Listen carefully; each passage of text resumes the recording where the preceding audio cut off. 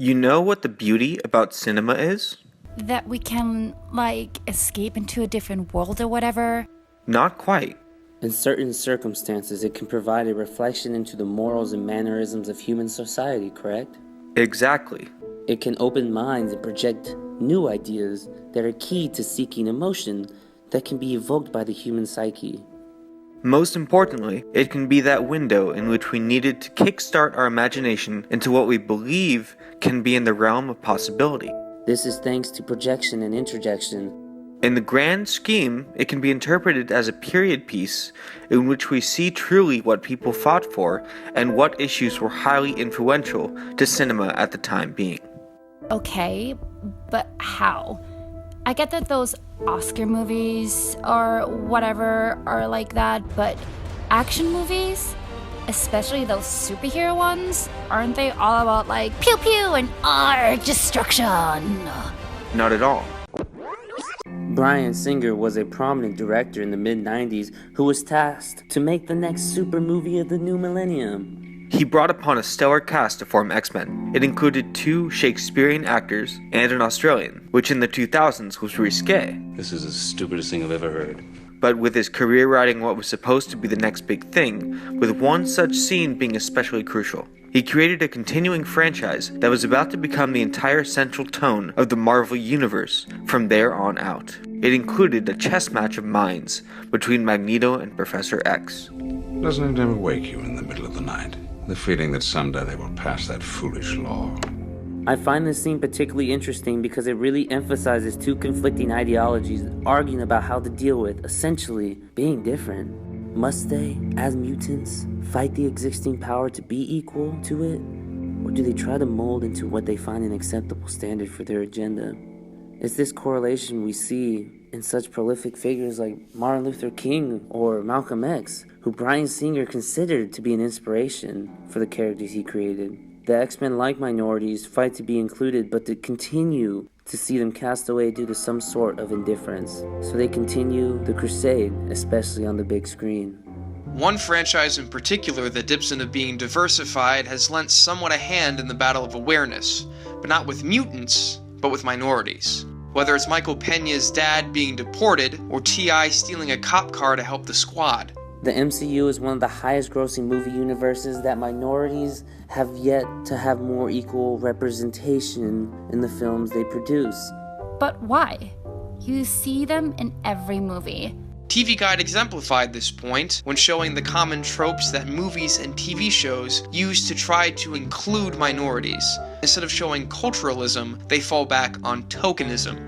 One name when describing these tropes are the BBFs or the MBFs, Mexican best friends, with traits that show them as wise, the comic relief, and only meant to aid, not inhabit the main character's journey. The MCU exploits stereotypes and sells it to us viewers as diversity. Seriously, you could do whatever you want to do. What makes you happy? I don't know. It's a one-dimensional archetype used to meet a certain quota in Marvel movie properties. Hold up. What about Black Panther, though? He is African American and totally not the best friend to anyone. And why is that? It's because Black Panther isn't affiliated with the other superheroes and stands by himself. However, even in the movie Captain America Civil War, you see how he never actually drives the plot. He only aids to cause disruption. Even though being queer in the comic books isn't usual, the MCU still has to catch on to the idea that it is alright for characters to be anything other than heterosexual and not fetishize it or make a joke out of it. In X-Men, Bobby comes out to his parents about being a mutant. His mom says to him, "Have you tried not being a mutant?" His mother's comment symbolizes a lack of acceptance in society of people who are different. Our active imagination may lead us to think that being a mutant in X-Men, or being a homosexual for that matter, is a choice that a person can simply repress to fit in and make others more comfortable. The only time that we see any inkling of Deadpool being pansexual, besides a brief remark about fondling Wolverine's balls, is the scene being the bottom. No. Active imagination may again make us think that being transparent about one's sexuality is taboo. Okay, but what if it doesn't speak to everybody? Like, being hetero is the norm, right? Wrong. As Jack Carr states in his article, what's up with Marvel's strange refusal to add LGBT superheroes to the MCU? 10 to 20% watching the MCU movies are something other than straight.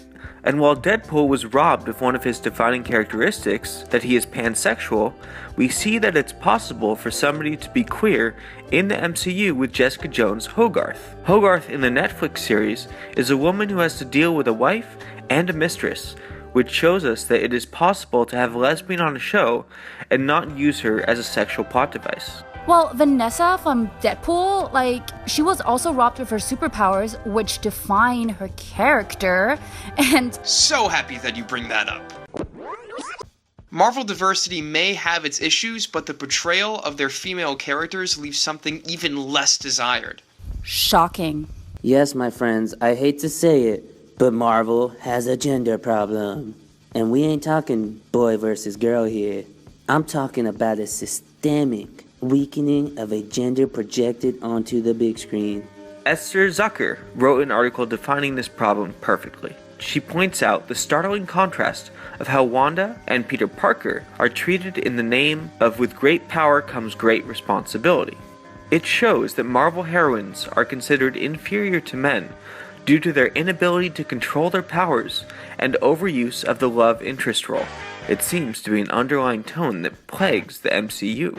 And helps infect the idea of a superheroine only being useful by sexualizing themselves in order to further the plot and forever install a false projection that we can have a compelling, driven woman that can push the plot forward without having to gawk over her. Whether it be Pepper Potts to Tony Stark, Gamora, daughter of Thanos, sidekicking to Star-Lord, Vanessa in Deadpool being stripped of her superpowers as to not overpower Deadpool and serve as the fridging and damsel in distress plot device, and especially Black Widow's long history of sexual encounters with fellow Avengers. Yamato writes about the apparent and obvious slut-shaming that continues throughout Marvel movies and how Black Widow uses it to her advantage.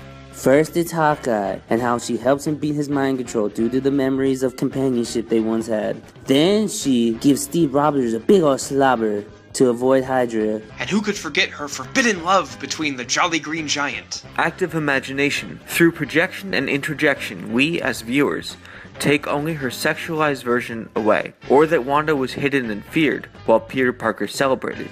And Marvel's digital property, Jessica Jones, is the perfect example as to why female superheroines, such as Black Widow, don't have to be sexualized or without a real story to be badass. Come with me.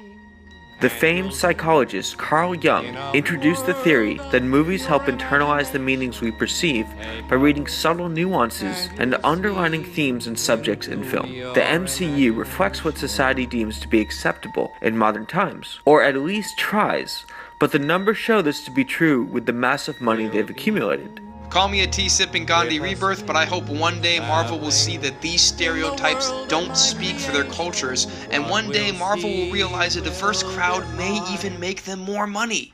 One day, I hope. Thanks for watching! Don't forget that your active imagination starts working directly after this movie. If you want to view paradise, simply look around.